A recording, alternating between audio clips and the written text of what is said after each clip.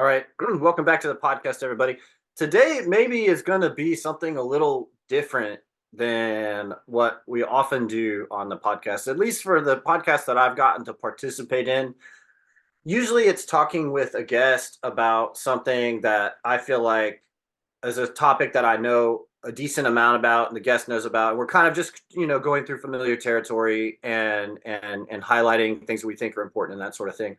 What we're going to talk about today, I feel like, is something that I know very little about. Is very speculative, and so I'm not in a position to come in as any kind of an expert and draw any boundaries around things.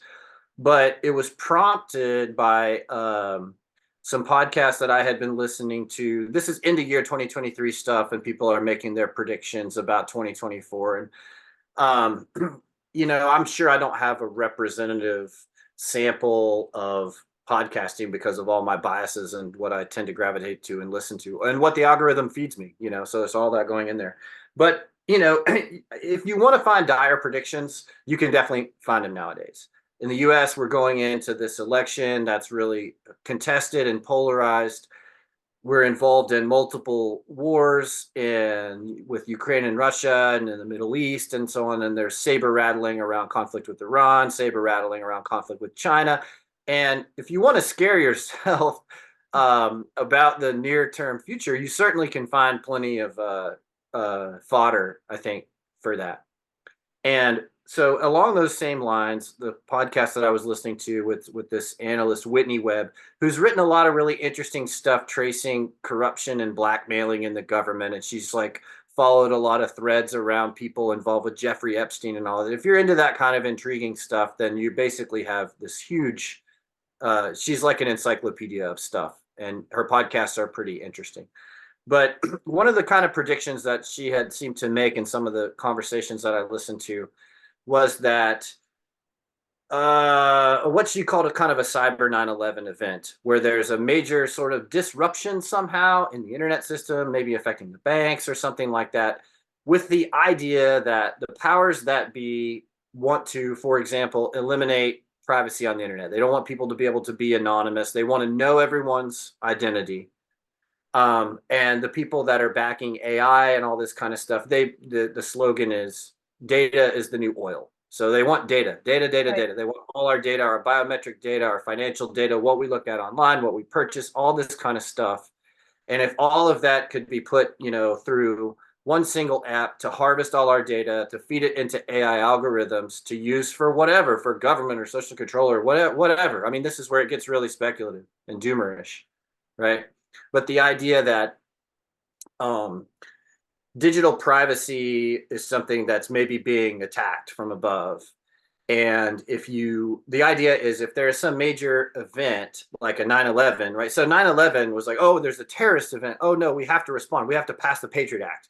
And the Patriot Act had all this stuff about curbing civil liberties, setting up CIA torture programs, and detaining people without due process and all this kind of stuff, all the horrible things. So she's positing that some kind of a cyber 9/11 will happen and be used as an excuse to feed us all our personal data into AI algorithms. So this is like big. This is like my brain can't even really fit in all this kind of stuff. But I proposed a conversation on this podcast because many of us are interested in a life outside of being online all the time. Being reliant on the cloud or internet or whatever, and in real life. A lot of people are interested in real life type of connections and activities. And so it's probably worth talking about what do we kind of see as the future of the internet? If there's a major cyber 9/11 event or not, what do we see as the future of the internet? What do we see as the future of digital technology? To what extent can we kind of choose how we want to engage with this stuff? Yep. Versus are we going to feel just more compelled by circumstances? I mean, an example that pops to mind, and I'll shut up in a second, is I guess a couple of years ago during COVID, there was that protest by the truckers in Canada that they didn't want to have a mandate to have to get the vaccine. And so they had this peaceful protest where they drove their trucks to Ottawa. And the government responded by closing off people's access to their bank accounts Yeah. and freezing donations and stuff like that, and putting all the people that made donations to the truckers on we can surveil you now. We see you giving money to causes that we don't like, right? So they have a power to debank people potentially, right? And so if you're expressing views that are not approved of or something like that, then you might find yourself in some kind of trouble that way. And that on one hand, that sounds totally insane. On the other hand, it sounds plausible to the extent that it's even kind of happened somewhat already. Yeah. Yeah. And I would just So, I would just add, like, I'm not so convinced that if we're just like talking through the assumptions of this conversation, I'm not so convinced that there's going to be like again one big moment potentially where you like maybe either lose access, but it could be this it could be and already is this sort of haphazard um surveillance of people's online activities, haphazard, like putting people on lists, um, and that's already happening. And so it's just important to think about, like, what kind of digital footprint do you want to have? If you want less of a digital footprint, the assumption of this conversation for me is like how to extract yourself from that um, obvious surveillance, obviously already happening surveillance, um, and then like just how to think about that and how to like just practically move forward to have less of a digital footprint, more of a physical. Books, we were originally talking about like what books, what library, what should you have in your library, and like Donald was talking about on the Doomer Optimism episode 200, like this old model of zines that then get like distributed to people, and then they just only like give them to their friends, and you can only get it if you're like in that network. I like stuff like that. I would love to discuss different models, but my assumptions are basically like there's already surveillance happening. These digital footprints are already like something that we probably, a lot of us, want to extract ourselves from. And I'm always a doomer about the ongoing access to electricity and power. So, I mean, just literally like being able to turn your internet on because you lack power or generator or whatever. So those are my assumptions going in. Donald, I know you didn't want to talk too much about the doomery assumptions, but Well, I guess I don't totally understand the set of assumptions here because on the one hand, if we're talking about like not having electricity, then what's happening on the internet just doesn't matter, Like but to have your reliance upon the yes, internet yes, I continue to understand, but exist. I'm saying if the two concerns are government observation of internet activity, which doesn't seem like it seems like most people are very happy to keep elaborate public files on themselves. There doesn't really seem to be a need for government surveillance because we surveil each other and ourselves and put together like elaborate dossiers on ourselves. Um, that seems to have become a social norm at this point. So I don't even know what the like how what would be the point of surveilling people because that's just all they put it all out there. So and if like lacking access to banking in some sort of universal way, I don't know. I mean, like banking, the failure, like the disappearance of access to banking or electricity, those are then that's too much. Those are calamities or problems on a much bigger scale that would make internet surveillance just be a total non I know, but like okay, so non-issue. I had this old friend, this old Irish guy who passed away, was my neighbor in Uruguay, and he lived through plenty of periods and times where, like, you would have to have cash in some sort of crisis situation, or you'd have to have Yeah, sure. something to trade. So just thinking through, like, I guess the original name we had for this episode was digital prepping, but it's really like prepping with the assumption in mind that your digital life may not continue indefinitely. Like I know so many people who just don't have any cash at all. So I think actually in some ways my doom is even deeper than all of this. I think I think that dreams of these sort of acute calamities are almost fantasies because they force action and they're really clear, you know? They make next steps they actually impose clarity in Mm-hmm. a way Mm-hmm. because then it's like, okay, then becomes like food, shelter, so on. Mm-hmm. Um, and so I think a lot about the idea of catabolic collapse, which I know we've talked about, but I think there's sort of intellectual catabolic collapse happening. And that to me is the bigger doom Mm. thing. That digital life, I've been reading essays by Jeffrey Hill, and he talks about how our current forms of education and communication destroy our ability to attend to things, our attention and our memory. Mm. And that to me, and when I think it's less a technical problem of how to like store digital files offline, Mm-hmm. which is a pretty easy technical solution, I think. You can burn them on the DVDs, or heck, you can print them out and put them in binders, things Mm-hmm. like that. Uh, you could print like thousands of pages for a couple $100 if you wanted to, and put them in 3-ring binders. But the bigger problem is the ability to actually attend to things as that are written, which is disappearing, Mm.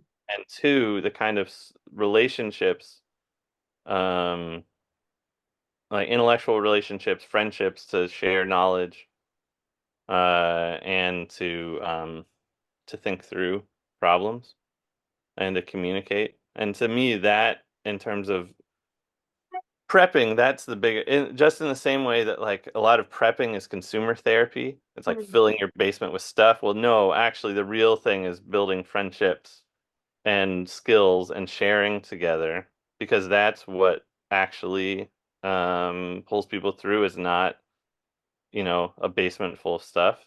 As you know, like, Americans, we love to buy stuff. That's like the solution to all our problems, so that's what I think about a lot of how, to kind of rebuild our ability, our rebuild our attention and our memory, and how much has been forgotten in a relatively short amount of time. Like, I think our historical timescales keep getting shorter. Yep. Where like the 1990s now is this like distant memory. Pre Yeah. 2008 is this distant memory, much less, having sort of access to the 19th century, 18th century, much, even before then, like but how important that is. So, and there's some people who are doing great things, like Christopher Schwarz, who some of you might know, Lost Art Press. He's a woodworker. He publishes these beautiful books, and builds beautiful furniture. And, he's done an amazing job of um, rediscovering the history of vernacular American and European furniture making, and the tools people use and how they did them. And, and part of his discovery is discovering how much has been forgotten. So Mhm. there's people, and we know, we've talked to a lot of people who are doing the same thing in agriculture, or building. Um, and I think that there's something the same with just even in our language, thinking like recovering the memory of our language and our poetry, and sort of rebuilding, like the thing Ashley, you and I are talking about, rebuilding the Republic of Letters. Mm-hmm. So that's what's been on my mind, and I'm sorry if that's No, no, that's a distraction from the other things, but I think that the sort of the technical problem of preserving knowledge, humans have actually figured out quite well. Like paper, like we can that private ownership of books, not like public libraries are actually very fragile forms of preserving knowledge, because you get one fire or flood or something, you gotta have knowledge distributed privately. yeah. Um, I also and I yeah, would just say like libraries, they are also subject to like cultural whims and they'll throw out stuff Yes. if it doesn't fit with the culture of the time. So Donald, you made a point that actually I think is a point of connection with stuff I heard Whitney Webb talking about, which is a sort of cognitive decline that we can see happening, shortening of attention span and kind of befuddlement that comes from interfacing with screens um and basically her assertion is like that this is not an accident. It's kind of an intentional process to dumb us down, to basically turn us into digital slaves, to be mined for our data. And if we're docile and we're dumb and we don't have critical thinking and we live in the metaverse, and just accept government propaganda, then we're a very controllable population. And that's, this is definitely like speculating about evil forces controlling society and stuff, but that's kind of where some of that conversation was going. And I feel like, I mean, we talk about things and joke about things like memes, like, oh, you're going to live in the pod and eat the bugs. Well, how are they going to get a person to live in a pod and eat bugs? Like, they're going to have to go to work on your mind first, right? And get you to accept that. And Whitney talks about the two-pronged model of basically like, and if you look at how all the stuff that we've acquiesced to, say, over the past 20 years, this is totally true. You have convenience, right? That's like the carrot, and the stick is fear. Like, you have to surrender your civil liberties because we're under attack from Muslim extremists, right? So that's the fear, that's the stick. The carrot is like, hey, there's this one app, it does everything. It's like a China WeChat, you can buy stuff, it's just your social media, it's got all this kind of stuff. And and we get basically sloshed back and forth between enticements of convenience and then scared by what boogeyman is coming. And then we become in the process less free and more addled by all this kind of technology. And so I think, to me, I guess the question is, I feel like maybe people in our sort of our epistemological sphere for doomer optimism have at least some kind of skepticism about all these digital technologies and internet technologies. But I don't at all think that it's a trivial problem to figure out how to back out of this. I mean, in a relatively short period of time, we've become accustomed to have these devices in our life. And many of this, like I was saying in my email, I use Dropbox for a bunch of my work, and I have Substack, and we do podcasts on YouTube and all, like, I'm as integrated with this stuff as anybody. And, in some cases, it could be like, okay, well, I have all these electronic books that I'd like to have in hardcover form, so I can set aside 3 or 4 days to print and do all this. And, we're all busy too. And so part of it is like, well, how urgent is this problem? And what kind of time scale should we be on if we're trying to maybe go on a diet from being so connected and so online? Depending on what you do for a living, or that could be easier, it could be more difficult. And my sense is, for most people nowadays, it's hard. Like, we keep getting more integrated. Like our cars now, like that's like what you hear these stories about this new whatever electric car from Ford or something. If you don't make your payments, it can repossess itself. Yeah. Or it's connected, like somebody on the internet can turn your car off when you're driving down the highway. Right. It's like, like this stuff is happening, and can we just passively resist it, or is it going to take more effort and intention to draw some boundaries and say, yep, I don't want to become that much of a digital slave? Well, and actually, this kind of dovetails with some stuff that I want to have a few podcast episodes on. Like you just mentioned with the cars, a lot of people are against this. Not only like digital control over cars, but just like the computerization of cars that makes you basically like are foregoing your right to repair because things are just too complicated or complex. Matt Crawford writes about this, and just like things get thrown away because one computer's broken, and because everything's just integrated to the point, like an entire car gets thrown away because it's just too the development of it or the construction of it is just too complex. That's a really hard problem. We just bought a car when we just came to Chicago, and we got a 2007 car because we like wanted an analog car. And it's like that eventually that's going to be less and less an option unless you like know somebody who can rebuild an old engine in like a 1950s Chevy or something where the body will stay forever and you just keep rebuilding the engine. Um, I don't know. And then the other thing I think about, something that's come up recently, is like AI tutors for children and AI girlfriends and boyfriends. So like I just feel like with the doomer optimism stuff, um, there seems to be like this bifurcation happening where like one group is just like just gotten their disgust meter turned up in a good way and have the ability to like have skepticism and take this precautionary principle toward all these new things. And probably many of us are much more enmeshed than we even want to be, and then sort of just like looked up one day and are like, I'm stuck in this system. I don't want to be reliant upon these things. I don't want to like Google everything that I don't know the answer to. It would be nice to have like have knowledge in my brain and not just relying on looking it up. Um, and yeah, and then another group who just is like, yeah, cool, AI girlfriend, great. Now I don't have to go get a real girlfriend or teach my kids. I'll just have AI lie to my kids. And then those, I was making fun of this, and somebody was like, well, teachers lie to kids all the time. It's like, oh my God. Like the AI just lies as a matter of course. I don't know if any of you have used Chat GPT, but it Well, like, it doesn't lie. I mean, the thing is that it doesn't have any truth function whatsoever. right, Like, it doesn't think. right. Computers can't think. Thinking is at least partially metabolic, so it's impossible for a computer to think.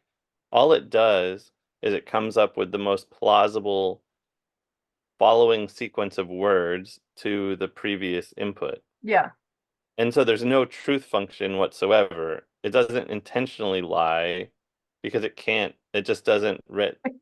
True or untrue is just not part of its function. yeah, I think the idea that there's like people in charge dumbing us down is a very pleasant fantasy because it's a fantasy of competence and intentionality. yeah, I agree with The you. the actual situation is way more decentralized and chaotic, and we're we're choosing and accepting these things, not yeah.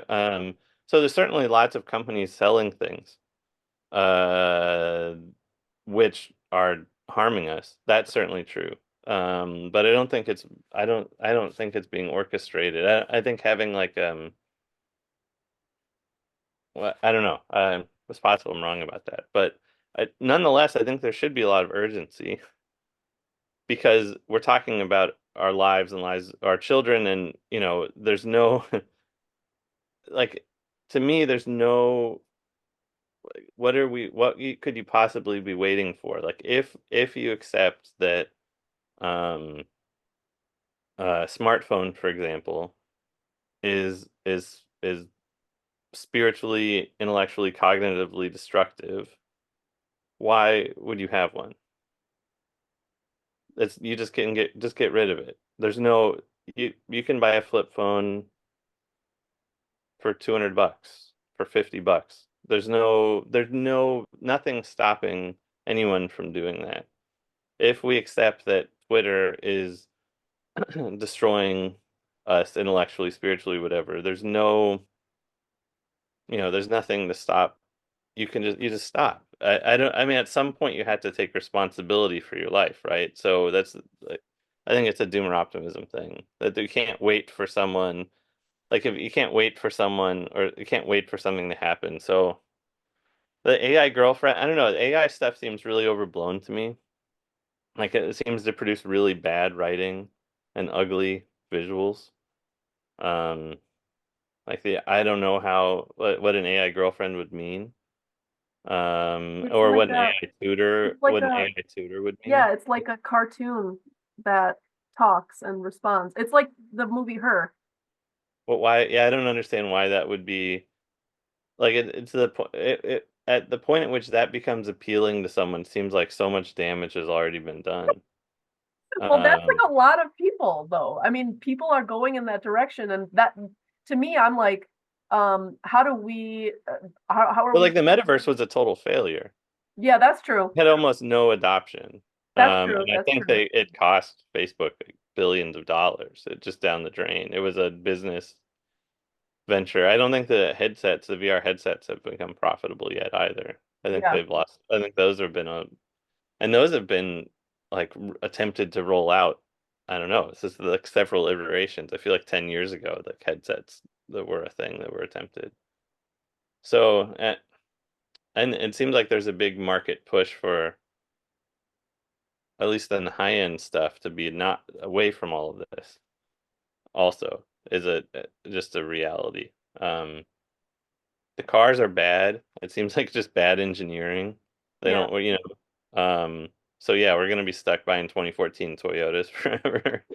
Uh, Or some car company comes out with like a dumb analog car and well, everybody buys it. Toyota built a $10,000 pickup that they're rolling out in, um, in a lot of markets. It doesn't have, like airbags and stuff. It's not road legal in the United States, but I mean, I think that the Toyotas are only it's our only hope to some degree. So I don't know, Josh, how that sounds to you, but it seems like actually the situation is extremely urgent and dire, but maybe not for the reasons, um, some of the reasons you were saying, at least in my mind. But to me, the situation is really urgent and dire, just because I know that for myself, like I can notice my own decline, and you can just see it everywhere. I think. And there's a sort of bifurcation happening where like there are a lot of forest schools in my town where there's some kids who are spending time like all day out in the woods and building fires and doing knives and you know um I run a little hiking club for homeschool kids here, That and then sounds some of the kids are on screens all day. It's interesting, Yeah. there's this bifurcation happening where it's like some people are willingly nuking their own children's ability to think and attend to anything a lot as well as their own, and then some people are going in another direction. um yeah. I, I mean, a few things that's interesting there. One is that it reminds me of an anecdote that I heard about how in Silicon Valley there's loads of Waldorf schools and schools that don't allow screens and internet for the kids of the people who make that stuff. So I think you're right about this bifurcation. Like for the masses, we're going to basically give you these digital deadening drugs. You know, my kids, and so then you'll see who gets opportunities and stuff in the future, and who is just sort of herded into these farms of people becoming increasingly more brain dead. One thing you mentioned, Donald, was that okay, if you see that this technology is harming you or it's bad, or what, like you can just stop. You can just stop. Yeah, I totally agree, and I'm also totally like, actually, no, that's really hard. Like I could go into my reasons for continuing to be online and use these technologies, and most of it has to do with the work that my research, writing a book on water treatment, and needing to connect with colleagues, and so I have all the reasons. So at the same time that yes, I recognize how it's damaging. Yes, I recognize how I want to get away from it. I'm still also hooked into it. And on one hand, it's just like you just walk away quick cold turkey. I think you're totally right, but I'm also like that's also hard, and like a lot of people are not doing that. And so I guess my questions are like, how do we make it easier? How do we make it easier for people to do things that are better? How do we make it easier for me to do things that are better for me? Hmm. Maybe we I feel need to like we're do going things in the that are direction of hard. the technology of like we're getting more and more and more and more integrated and more pulled in. And I'm kind of going, whoa, I don't know if I want to be pulled in this much, but I don't. But I'm also like, I don't know. Like I'm not ready to totally quit right now, but I don't know. Is it something like we have an okay? We have there. You create a 5-year plan. Here's a 5-year plan to become internet free. I'm going to be internet free in 5 years, and here's the steps. Here's what I have to. Here's how I have to rearrange my life and my. Here's what I have to put in place. Here's what I have to wind down. And is it like The Dave does that make sense? Ramsey, Yeah, Huh? the yeah. Oh Dave wait. Ramsey of Yeah. tech. Yeah, the Oh, Dave okay, here it is. Ramsey. Yeah. All right, so the Dave Ramsey thing is you list all your debts on the wall, smallest to biggest, okay? And you pay them off in that order. That's the Dave Ramsey thing. Like what, you build a 6-month store of cat you make minimum payments while you build your 6-month thing of cash, and then you pay your debts off smallest to largest. That's the Dave Ramsey So tech we should do that debt with thing. tech. So the tech thing, I don't know what it would be. You list your tech addiction, smallest to largest, and then just go down the list. I don't know. It's doing something hard is good for you. I don't know. It shouldn't. Why? I don't know why it should be easy. If you're addicted to something, it's not going to be easy. Yeah. You'll start twitching, and you'll wake up in the night to vomit or whatever. I don't know. People getting off drugs do, and I guess they don't sleep. They just twitch and their skin crawls and stuff. It's probably good. Okay, can I ask a sort of go a slightly different direction question? Okay, so I'm thinking about like the preservation of knowledge and like monasteries. And first of all, I just want to say when we're talking about this stuff, I do think that it doesn't have to be all or nothing. Like the conversation around homesteading, for example, people are like, you want me to be a subsistence farmer? It's like you can get chickens without then quitting your job and like trying to eat a whole diet from the land. So it could be kind of how preppers do. They kind of have two selves. They have their like normal outward facing self that just pretends that everything is normal to most people, and then they have their other self, which is just like in the worst case scenario, I'm thinking through like planning for the worst and hoping for the best.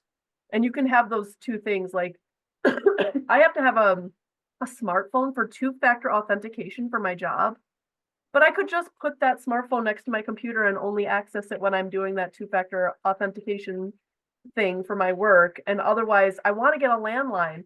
It's the other thing that's really fun about this is like, sorry, I started one topic, but I'm gonna just jump on this real quick. My daughters, over at my in-laws, they have a landline still, and whenever it rings, they like run to it, and then they're like, the Fitzgerald home, and like just that is so fun. And I remember it as a kid, and like so many kids are being deprived of that like fun, answering for a household, and then finding the person who's being called for, as opposed to everything being this like private one-to-one conversation on a smartphone. So I want to do something like that. I want to just integrate these more, these simpler technologies into my life as a sort of like parallel systems.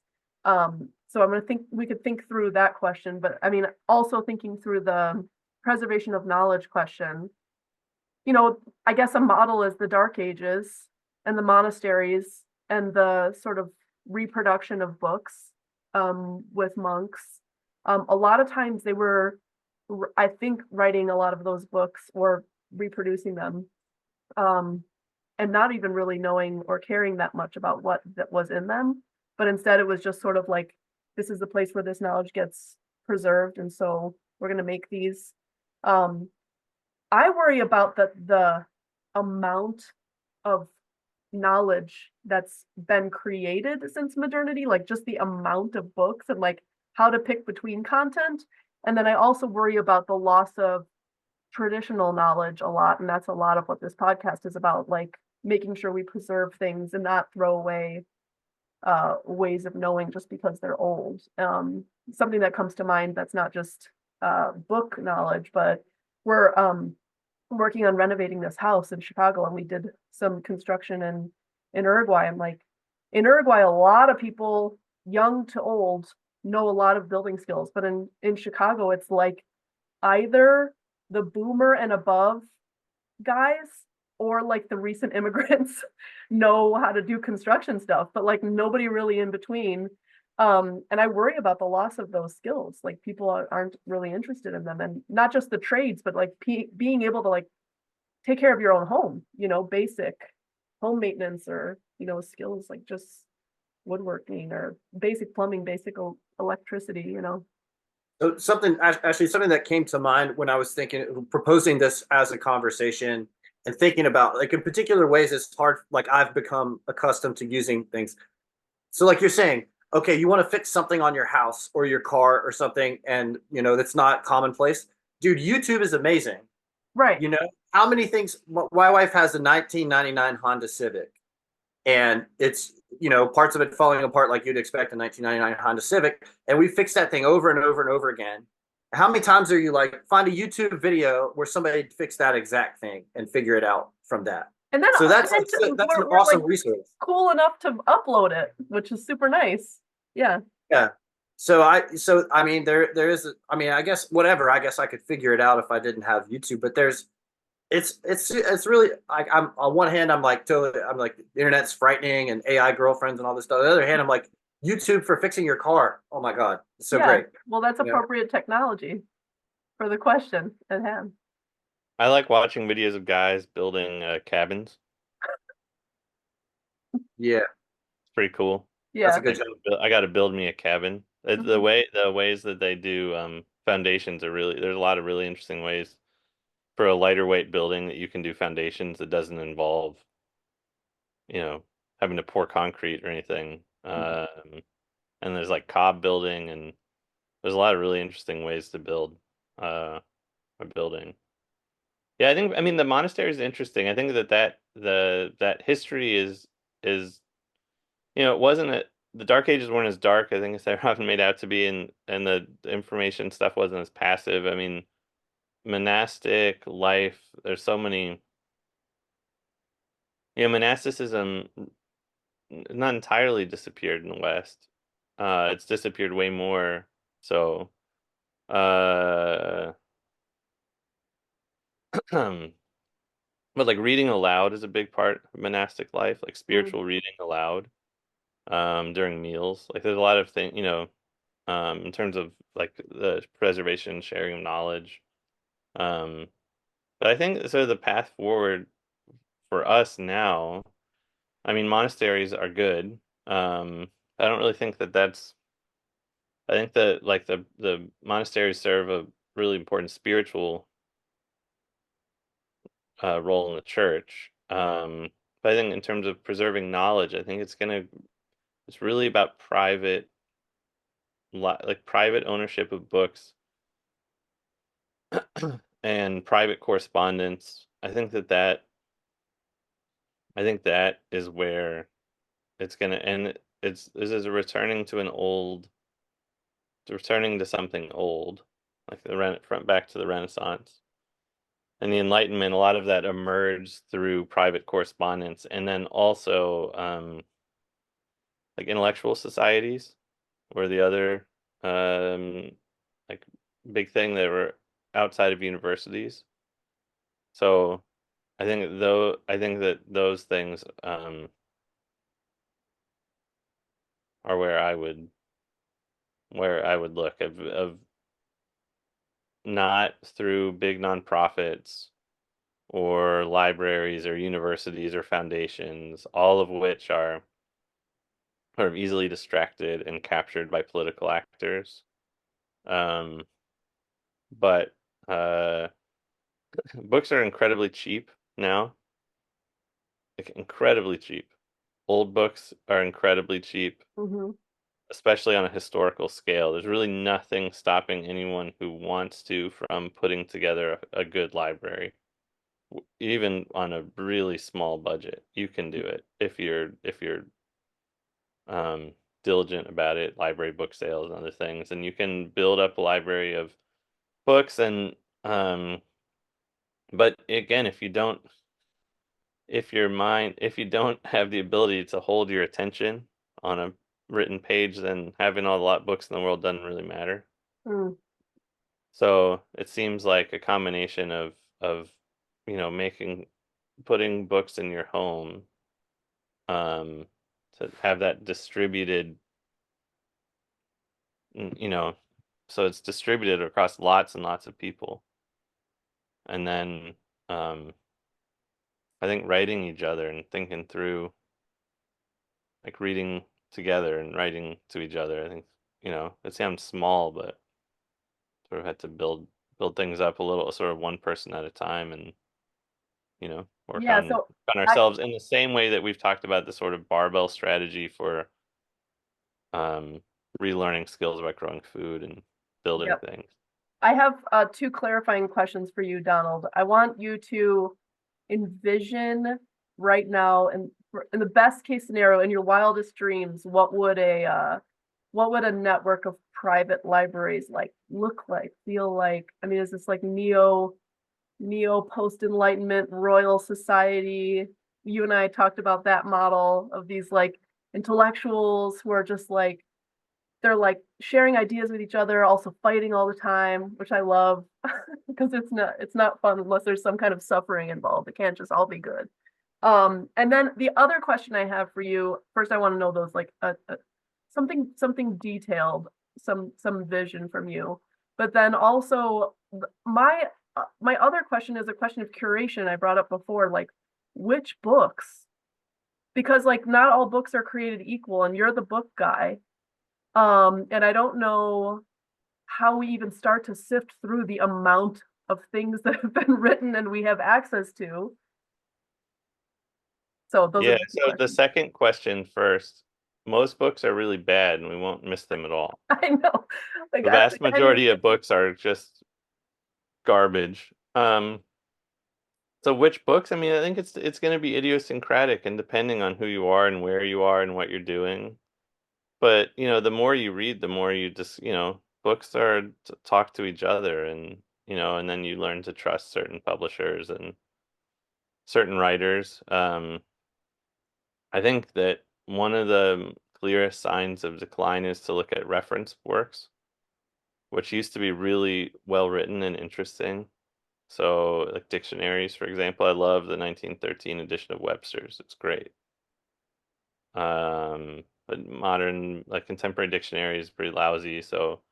Um, so yeah, in terms of which books, I mean, I don't know. You just follow your interests, and I think my dream, like the ideal scenario, is clusters of friends working on things together Mm, and working on things both like practically and intellectually and trading ideas and writing to each other.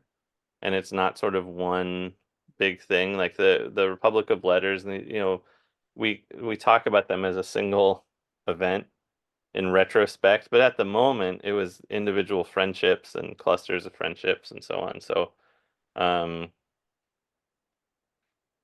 and private libraries, I mean, it's just living rooms, and but Bill, sort of uh uh oh, the book is downstairs. Okay, I can't grab it, but I was reading this anthology of World War One poetry. And I think Blunden wrote the preface, he was a professor of poetry at Oxford, but he fought in the war. And he writes about, walking through the trenches one day and coming across a random unnamed private writing a poem, and that this was totally normal. That we know the sort of famous World War One poets, that generation of poets, really famous, but that poetry was just written by lots and lots and lots of soldiers. That was just part of the culture. That his commanding officer would insist that he read his poems to him, and then would, because he knew something about poetry, he would be ordered to teach classes of poetry um, to the other soldiers in his unit, and all of that's been lost. That sort of vernacular literary culture. But you know, it's not necessarily lost forever, and um, the only way to bring it back is to work on poems and to read poems and to write them and to remember our language and pay attention to it, mm, um, and not you know accept that the language will just be defined by advertisements and government notices or something. mhm. Uh, so yeah, we just had to. I don't know. I don't think there's sort of like a grand strategy. I think thinking in those terms is probably unhelpful in some way.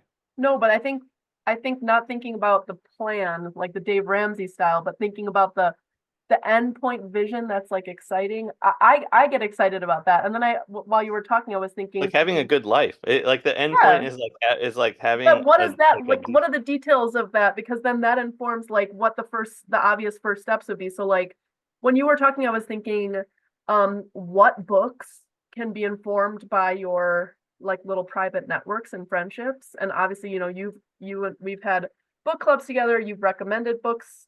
So then it could be one of those things where maybe we take it a step further and, it's your book, you write your name on it, but you send it to me and you've got little annotations in there, and I don't know if you care if people write in your books, but I write little notes and then send it back to you, and then you've got my notes, and then it like goes between our networks, and you can see who like what they were thinking, your friends were thinking as they were Sounds reading. like a great way to lose your books. No, we're gonna be good. We're gonna send them back, media mail, and I don't know. I just like, or you write a little note with it, send it back with a little insight.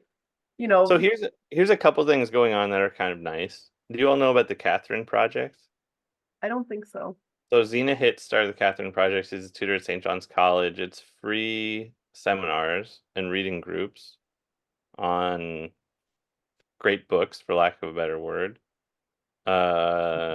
So I'm leading one this starting in a couple weeks on Wendell Berry's fiction. Oh, We're gonna read nice. 1,000 pages of Wendell Berry fiction in 10 weeks. It's gonna be Oh, awesome. wow. But you can look up the Catherine Project. I think this current round of reading groups is all full, but they do them throughout the year, and it's hundreds of people are participating and just reading books together. I did one last year. Read Ulysses with a group of people. That was interesting, and I think there's lots of little things like that. I think that's fine. It's digital. There's some of the Catherine Project groups are in person. Um, and so that's great. I'm glad Xena put it together. But I think just reading, inviting friends to read with you and to think through things. Or your kids Yeah, and that's a whole nother read out subject. loud But like together I together. like leaving answering machine messages of poems to friends, and I was like reading a Jeffrey Hill poem to a friend's answering machine the other day, and my daughter heard me, and then she ran up to her room and wrote on a notebook Hazel's book of poems. Oh, And so now she's putting together her little book of poems. So it's like what you value and pay attention to, your kids pick up on that. They won't pick up on it if you preach to them about why this is important but don't actually care about it. But if you actually care about something and attend to it in your life. Josh, I'm sorry. I've been interviewing Donald. Yeah, I bogarted this. I'm sorry. You go now, Josh. What have you been thinking about? I have a few questions, I guess.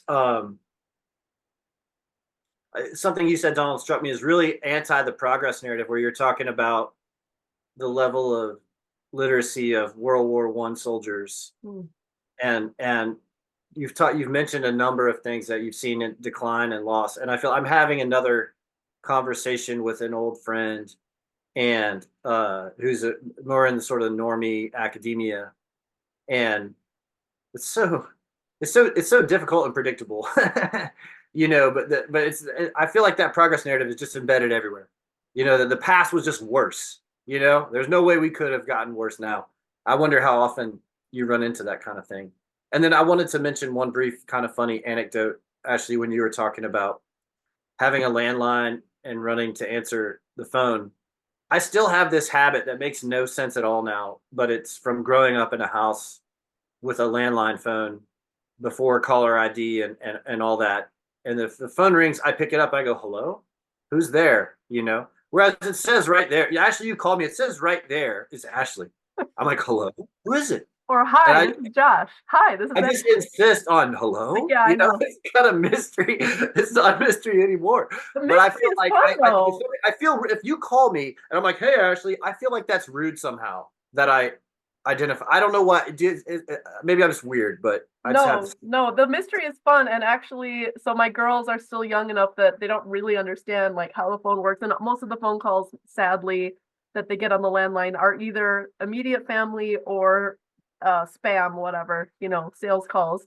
But my husband called the girls and he was like, "Hello, this is John from the cable company." And the girls, just prank calls. The girls didn't know what that was. Like, it's the cable company. Like, they're calling their grandparents, like, "It's the cable company." That kind of fun stuff. I don't know. I just feel like there's so much, like, I don't know, mystery, surprise, joy. Then you have to, like, wrong numbers. yeah, and talk to your family members. Go find them. Go run after them as opposed to having the thing on you all the time. You can be like separated from the technology. Someone can come find you if it's important, if it's urgent enough, you know? Do you two know the novel A Man by Oriana Fallaci? Mm-mm. So it's a novel about Alexandros Panagoulis, who was a Greek poet who attempted to assassinate the dictator in Greece. And the assassination failed, and he was imprisoned and tortured for a long time, and he escaped from prison multiple times. He's an interesting man. But after he got out, like landline telephones were one of the joys of his life. And he would have like multiple landlines, and he would always try to get calls or call people in the most far-flung places possible. Like to call someone in Japan was like the great, but he would answer the phone, "Hello, it is I, it is me." And he would just be so excited to get phone calls, and that's always stuck with me. Yeah, yeah. I still have a landline. I don't know, I like You talking on do. the phone a lot. Oh yeah. Okay. So we're gonna work on getting one here. I think it's important. It'll be really fun. Yeah, I don't know. Landline telephone, if it's an actual landline telephone, also works when the power's out. Right. It's actually connected. And Um, same with you can get radios. If you're gonna really go down the post-digital life communication, radios is really like shortwave radios and Baofangs and stuff. Definitely. But for me, I think those are really fun. Those little handheld radios and like ham radios. There's like that's like a whole Oh yeah. subculture of people too, which is fun. It's something fun to learn too, the technology. And I guess um like the homesteading stuff, it's just another level of skills that you're giving yourself in whatever case, where you might need it. You have the technology there to use, and then it's fun in the meantime. I guess that's the takeaway, that you don't have to wait for the calamity to do these things that are fun and lower tech and sort of solutions to these problems have already existed. We can go back to them and use them sort of parallel.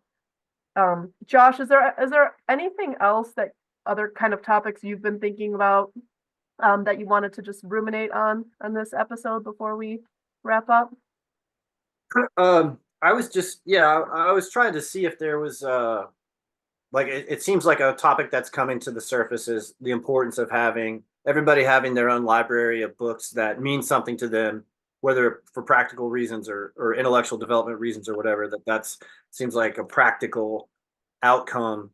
I guess I mean I was very reactive in thinking about this and putting it together, and it was mainly coming from a place of shit. I'm really busy. I've got a lot of stuff going on, and Mhm. now do I have to think seriously about, okay, I need to start going through and creating offline repositories of all the stuff that I'm working on, and beyond that, like the YouTube videos of how to repair your Honda Civic and all of that kind of stuff, because in anticipation of some kind of calamity that's going to make things difficult, and I was kind of panicked, like, does this need to be a priority, or what do other people think? Do other people want to shoot down this idea, or have they already thought about it and come up with an idea? So I feel like this community of people that we have podcasts and discussions and stuff like that, and we're a lot of us on the same page in a lot of important ways. Maybe together we devise a recommendation or a plan or advice or something that people can.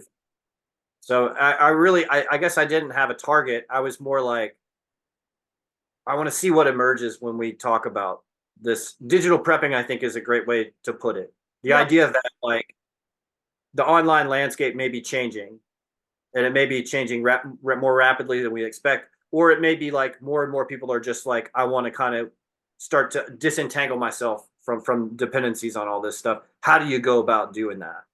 And I felt like that enough would be enough to spark interesting thoughts.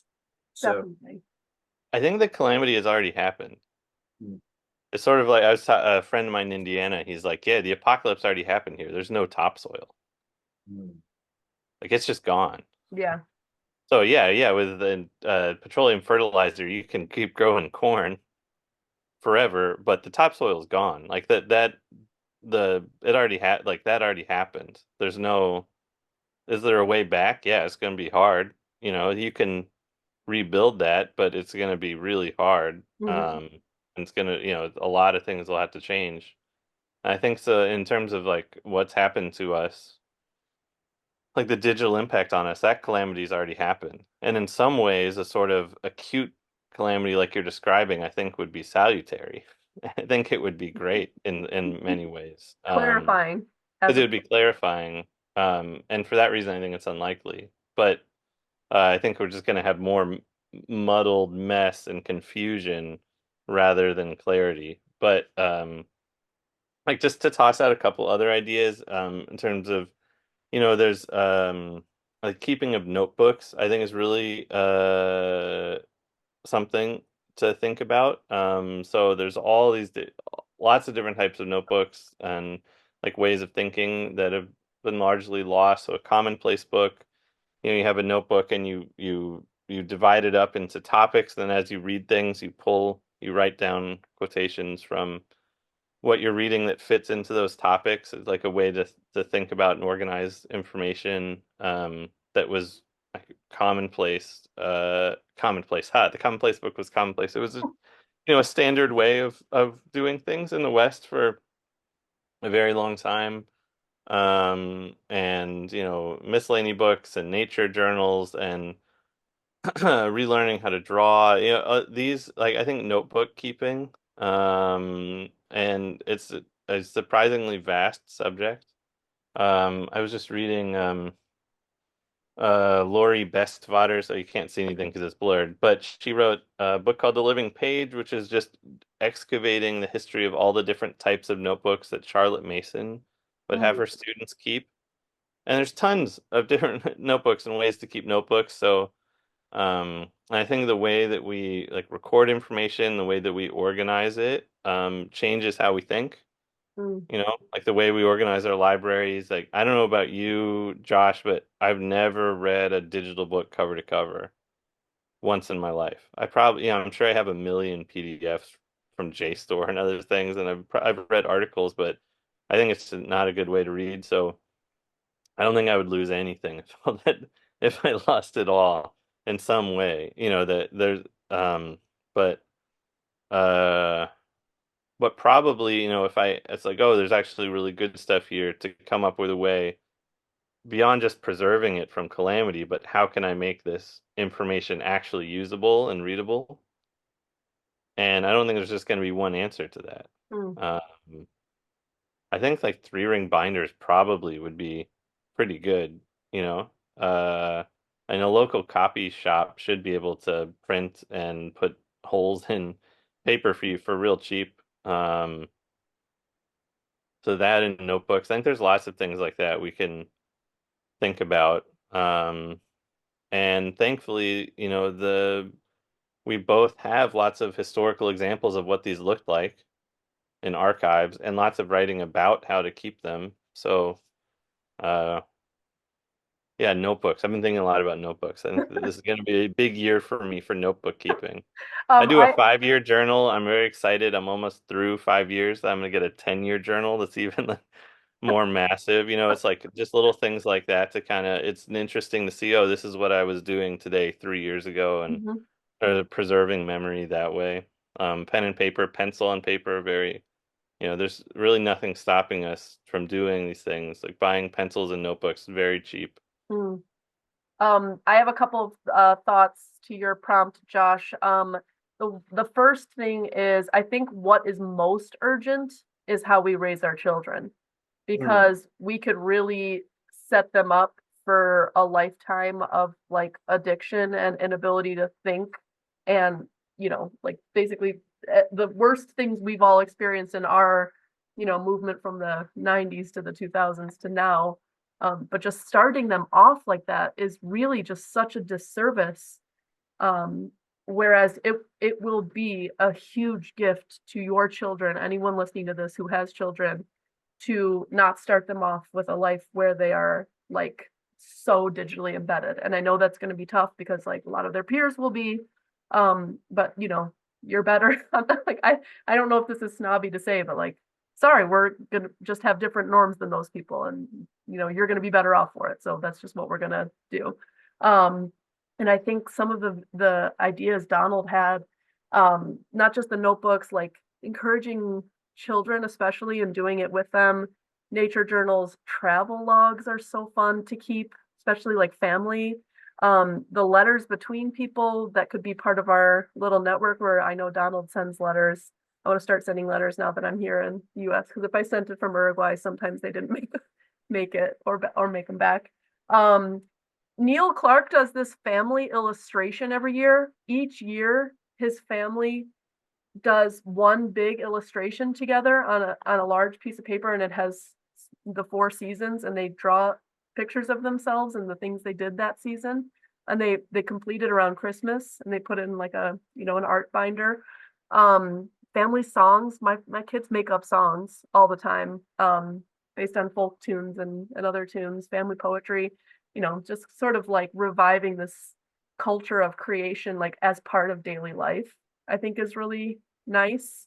And then I would just say the other thing that I was thinking of that can be ongoing with Doomer Optimism is sharing our ideas for what is a worthy inclusion to a Doomer Optimism library. And wait, maybe we can start thinking about how to make a list that then informs, like a digital list that then informs something physical. But a lot of people have asked me like, what's a Doomer Optimism library? And it's not just like, you know, it's like, you know, Greer and Kunstler and all the collapsitarians, but it's also like the Foxfire books and John Seymour, The Self-Sufficient Life and How to Live It. But then like there's other things that I think a lot of us are surprised to find out each other have read and were influenced by.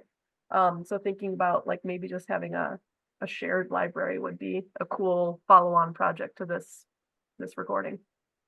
And I think all like the Foxfire books and John Seymour, I would love to have someone on the podcast who read the John Seymour book and tried to do his 5 acre plan, like to the letter, you know, tried and to We do it. we in we in like included some of the stuff, but it was like pick it, you know, pick and choose what works on your Sure. But I would just love to meet someone who really like read that book and said, okay, I'm going to doing do the this John whole Seymour thing. Yeah. plan and then hear how it went. I would love to talk to, if anyone out there tried that and succeeded or failed, I don't care if you succeeded or failed, but if you really went for it, I'd love to talk to you.